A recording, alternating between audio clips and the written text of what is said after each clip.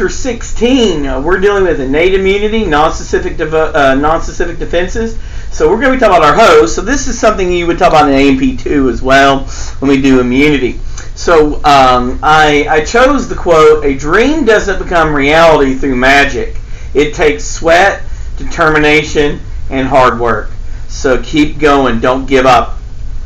All right, this is what we're going to be talking about, and this is what we're going to get started with. Now, immunity, that's just our ability to fight diseases, okay? To ward off diseases that are caused by microbes. Well, microbes, it might be their products even, like their toxins, their secretions, their things, we talk about endotoxins, exotoxins, things like that, or this could be things like microbes in their product. It also could be pollen, it could be drugs. People are, for example, allergic to certain drugs, foods, and even chemicals they're allergic to. Chemicals, for example, the stuff found in poison ivy, or other things. Pollen allergies, drug allergies, food allergies, chemical allergies, for example, the oils found on a poison ivy plant. Okay. Now, our susceptibility, that is, think of that as your vulnerability or lack of immunity. Are you susceptible to that? There's a variety of reasons why you might be susceptible to something: genetics, lack of exposure, overexposure, a variety of things like that. Now, I like to think of our immune system as a bird with two wings. And without each wing, the bird can't fly. Okay, they need both wings. There's the innate immunity, and that's defense against any pathogen. That's what you have from birth. And there's adaptive immunity, and that's resistance to specific pathogens. That's acquired after an infection. Definitely know those. It will be on the test. Okay. So I like to think of it as a bird with two wings. And so our first line of defenses, our second line of defenses, and our third line of defenses. Our first and second line of defenses are innate immunity. Things like skin, but I like to say intact skin. I like that our book does that. Skin isn't a really good barrier if it's broken due to a scrape, a scratch, a cut, something like that. Mucous membranes and all their secretions and even normal microbiota are all physical defenses. Then there's the second line of defenses, like my phagocytic cells, inflammation, fever, antimicrobial things that our body makes. And then our third line of defenses, and that's going to be our next chapter, our adaptive immunity, our one that we get sick and it fights it. Now, concepts of immunity that we're going to get into are talking about things like toll-like receptors. Now, I always thought, for some reason, when I was first taught toll-like receptors in immunology, I was always thought like they worked like a toll bridge. No. It's named after that because there's this protein found in fruit flies called toll, and this is these receptors are like the toll, so they're called toll-like receptors because they're like toll proteins. Toll-like receptors are protein receptors in the plasma membrane of defensive cells. They attach to components of pathogen. They attach what we call PAMPs, pathogen-associated molecular patterns, and they activate your innate immune system. Okay, so that's why they're important. Cytokines. Now, I don't talk about toll-like receptors in AMP, so that's something that we don't talk about in AMP2. Cytokines, which I do talk about in AMP2, these are proteins that regulate the intensity and duration of your immune response. They're induced by those toll-like receptors, the TLRs. They recruit macrophages and dendritic cells who are going to gobble up things, and they activate T and B cells. So what's important about cytokines is one of the things I like to talk about is that your innate immunity activates the specific immunity or acquired immunity. So your adaptive immunity. Your innate immunity activates your adaptive immunity. Very important that your innate immunity kind of kicks the adaptive immunity into gear. Okay? Now, we're going to talk about physical factors first. So one of the things I like to do when I am in A&P is I will say, hey, there's things like physical factors, your first line of defense. Then there's going to be phagocytosis, inflammation, fever, and things like that. We're going to talk about all these like physical factors, phagocytic cells, inflammation, fever, and antimicrobial substances. We're going to talk about these little sub-defenses, okay? So physical factors, our first line of defense is our skin, okay? This counts like our epidermis and our dermis. Our epidermis is our outer thin layer of the skin. It's got tightly thin packed layers of cell that are packed in strata. Let's get sunburned. The corneum, lucidum, granulosum, spinosum, basal. Let's get sunburned. Okay. It's a protective layer of keratinized cells. Keratin is a protein that we pack in our dead skin cells. And also the epidermis becomes a protection because you can't infect what's dead. These are dead cells. Then there's the dermis underneath that. That's the underlying tissue that lies under it, which is connective tissue layer. Now, other physical factors that might be involved is mucous membranes. These are associated to any exposed, open to the environment area in your body. If you have for example, the respiratory tract, the digestive tract, the urinary tract, the reproductive tract, all those tracts, digestive, respiratory, urinary, and reproductive, are all exposed to the outside world. So this is an epithelial layer and a connective tissue layer with mucus on top of it. This is called a mucosa or mucous membrane. They are always open to the external environment. Mucus will be associated to it. It's a viscous, at least slightly viscous, glycoprotein made by goblet cells. Goblet cells are the mucus secreting cell. And one of the things that can do is prevent the tracts, like respiratory tract, from being desiccated. Well, that's one thing that it does. But a big thing it does is it traps microbes. Okay, so you have these particular like pollen grains, or for example, a virus or bacteria gets trapped in the mucus. And inside our respiratory system, because there is pseudostratified ciliated columnar epithelium in there, that cilia is going to beat and produce what we call a mucociliary apparatus, also called the ciliary escalator, also called by me the mucus escalator. It moves mucus, a blanket of mucus, from the throat. That blankets the throat. It moves. There's like a mucus blanket in the throat.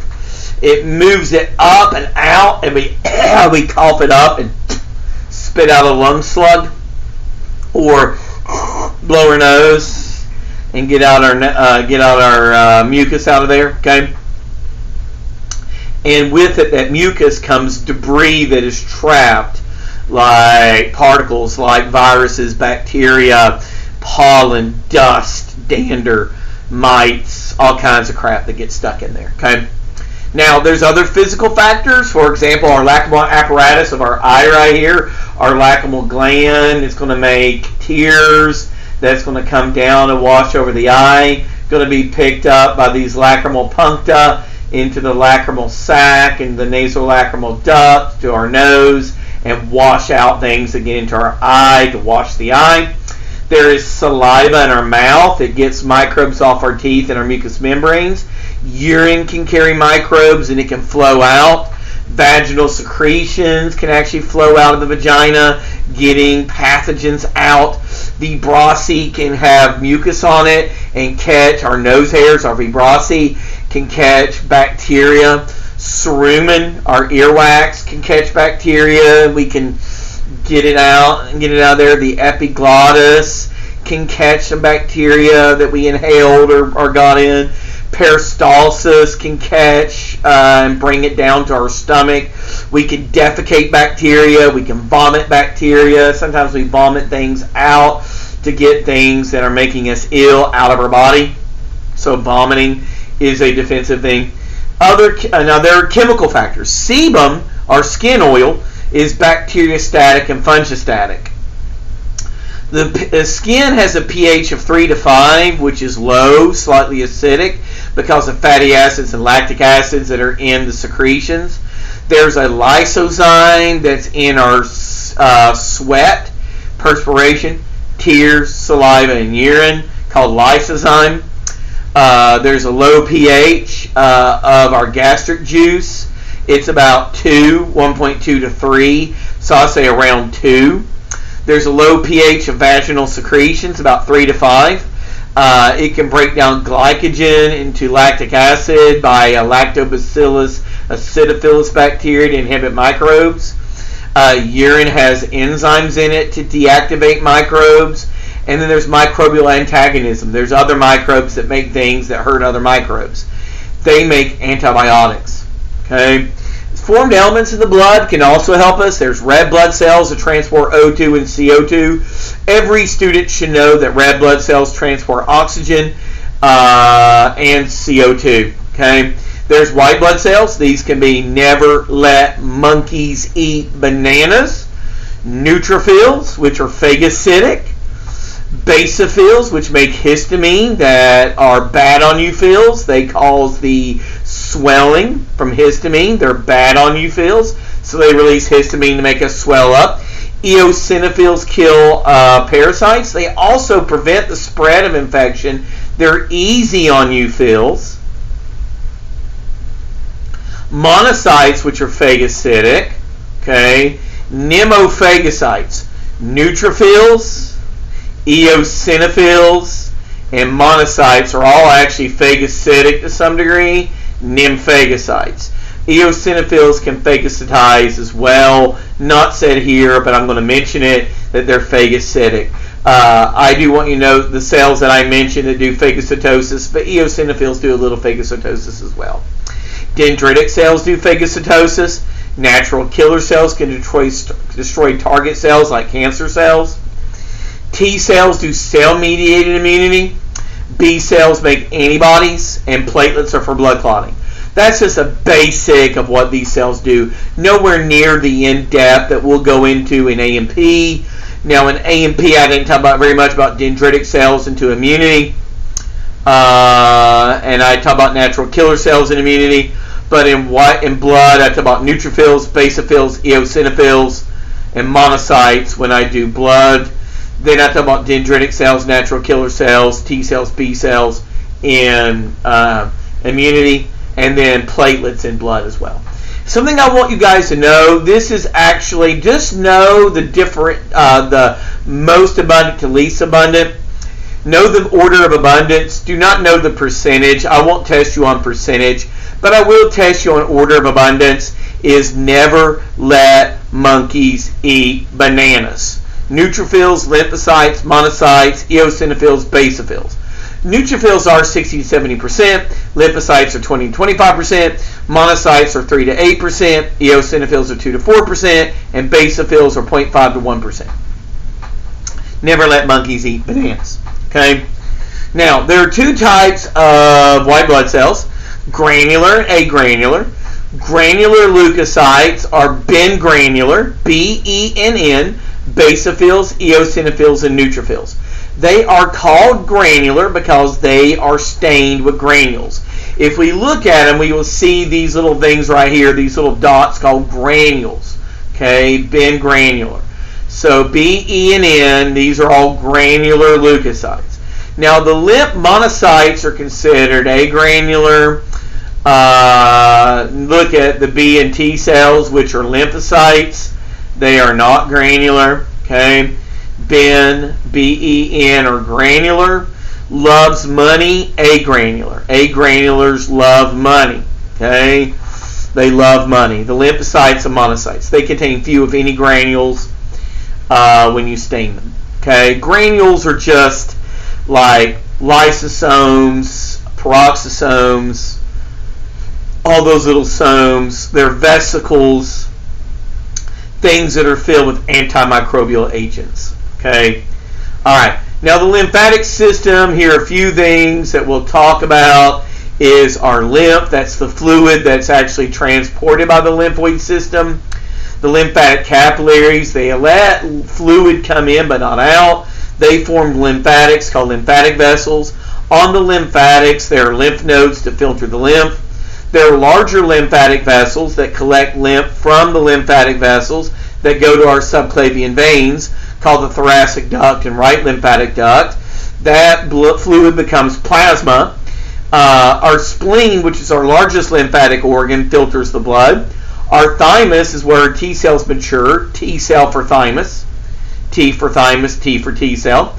Peyer's patches are small lymphoid tissues called lymphoid nodules that are found in the small intestines.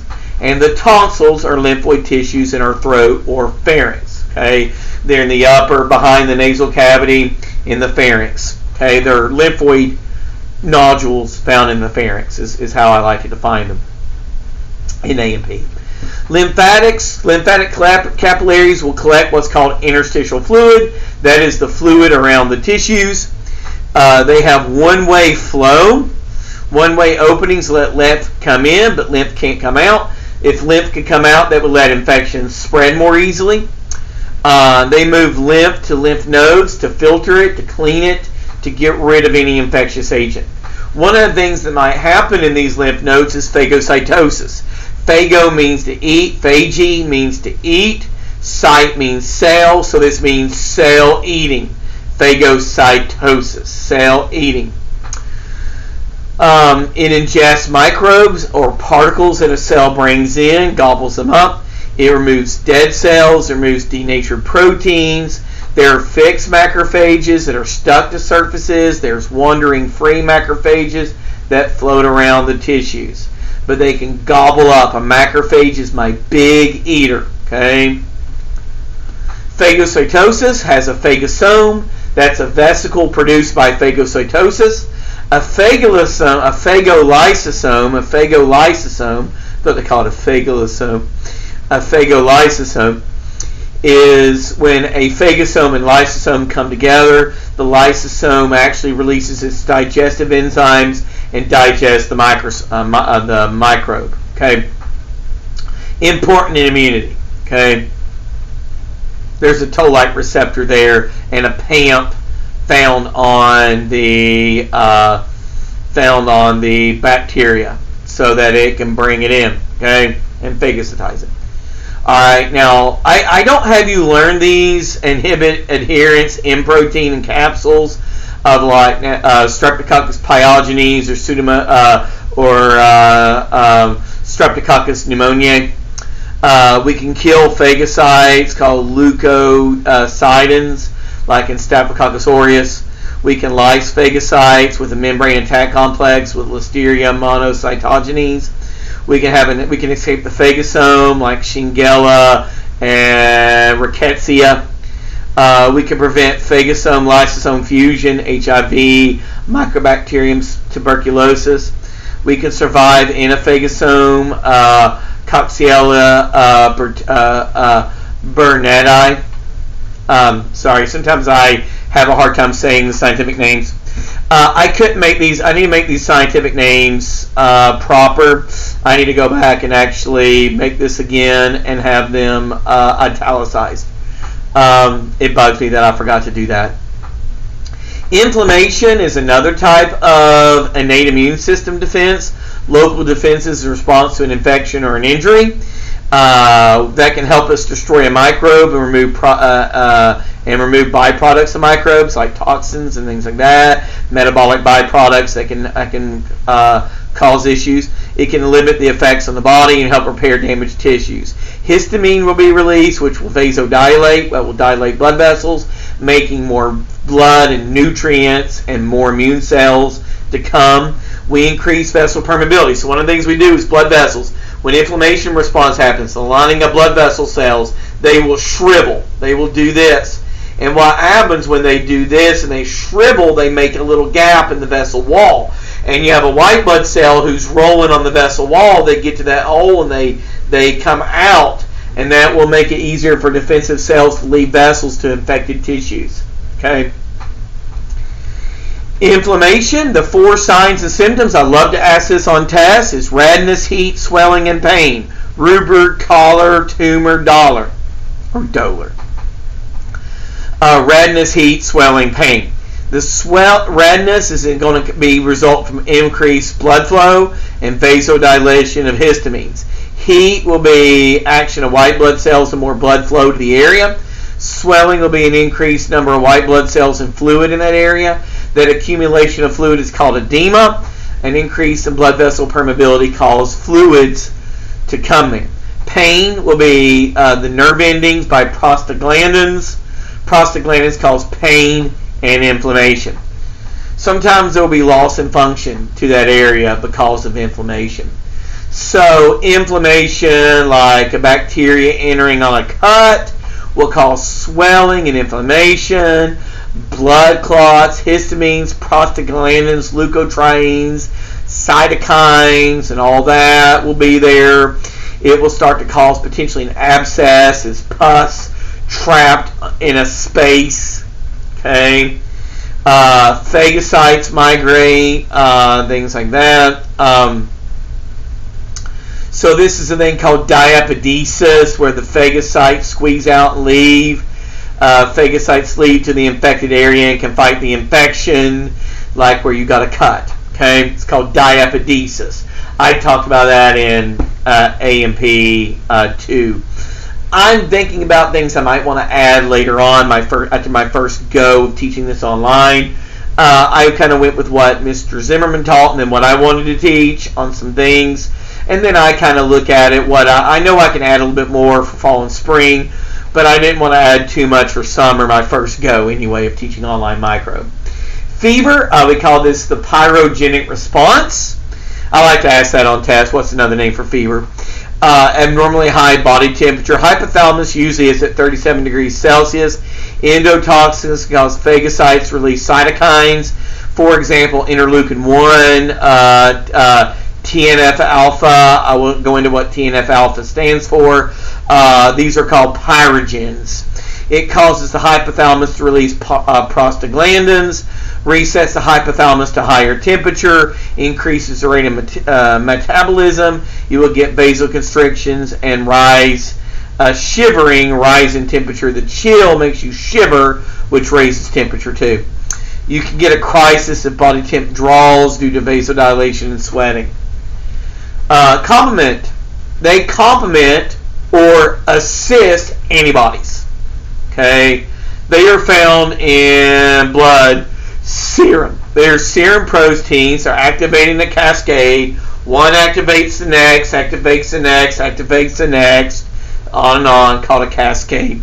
Eventually, they coat the microbe and promote adherence to a microbe to be phagocytized. This is called opsonization. Okay, they form a membrane attack complex that creates holes in the membrane, and they attract phagocytes. Now, maybe down the line I will redo my lecture on this. I want to do make a video, a drawing for this. I want to make a drawing for the complement cascade. We have this inactivated protein called C3. C3 splits into 2 pieces, C3A and C3B, an A and a B. Now the B binds to the microbe. B binds, and it actually coats the microbe and enhances opsonization so that phagocytosis can happen. Okay.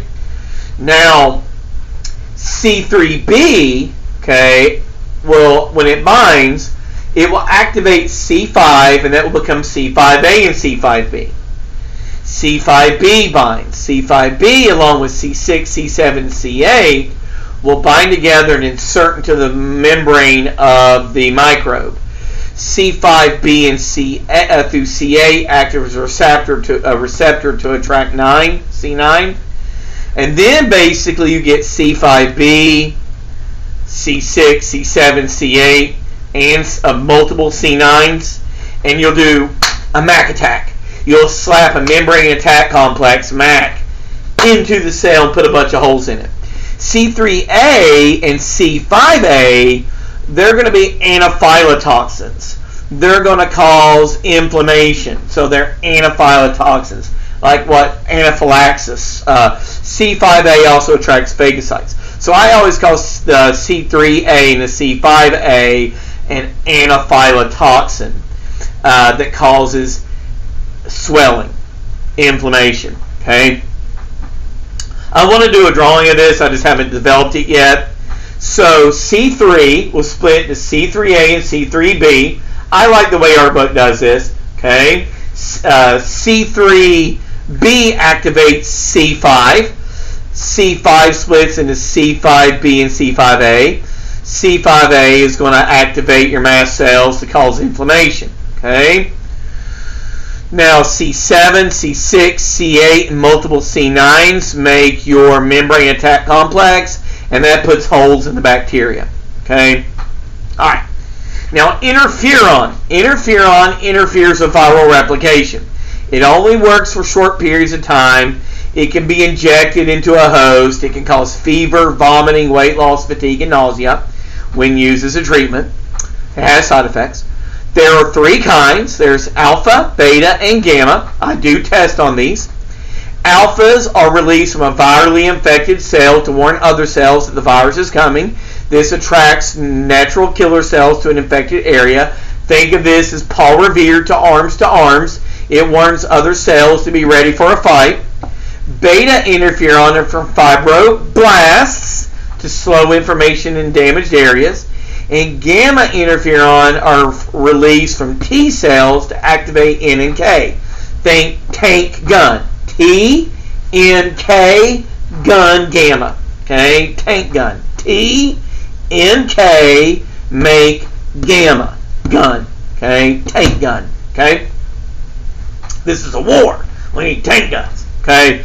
And that's what some of the things will do. If you have a virally infected cell, it will affect other cells, neighboring cells, to not be able to be infected. They might release antiviral proteins, things like that. Okay, I don't go into how they work. I think that's a little bit more in detail. I didn't learn that until immunology. Okay, now antimicrobial, but complement I do think is important.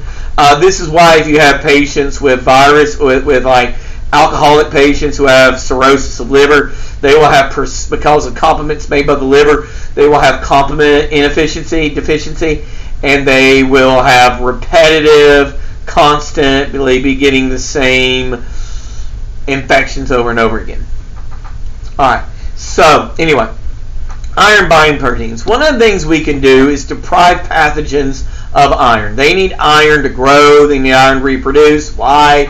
Because those dang cytochromes in the electron transport chain have iron in it, and that's where they get energy to grow and reproduce. So if we can deny them iron, we can deny them cytochromes, deny them the electron transport chain, deny them the electron transport chain, deny them chemiosmosis, deny them a bunch of cellular ATP. Deny them a bunch of energy. Okay? One that we have that we make is called transferrin. It's found in blood and tissue fluids. Transferrin is what will transport iron that we recycle when we recycle our red blood cells. Lactoferrin is found in milk, saliva, and mucus. Ferritin or ferritin is in the liver, spleen, and red bone marrow, places that recycle red blood cells. Hemoglobin, which has, as in RBCs, is an iron binding protein that we can make hemoglobin, and we can steal iron that our bacteria would like to use. Bacteria use siderophores to take iron from us.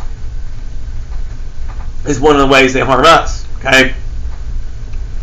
There's antimicrobial peptides. They're found in animals and plants. They're made in response to microbes. There's antimicrobial peptides. I like to ask these antimicrobial peptides who makes them, what are they used for? Dermacidin from sweat glands, defensins, and cathelicidins. They're neutrophils, macrophages, and epithelial cells make it. Thrombocidin from platelets. They have a broad spectrum of activity. Microbes don't develop resistance to these, and they function over a wide range of pH. There's skin for amphibians that make defense peptides, antimicrobial peptides. Our lab researched that. So, all right, here's a summary of your innate immunity. And here's a summary of innate immunity more, okay? All right, that concludes. I hope those little tables help you to look up some of the things you need to know, okay? All right, guys, this concludes it. I'll see you in the next one. Good luck.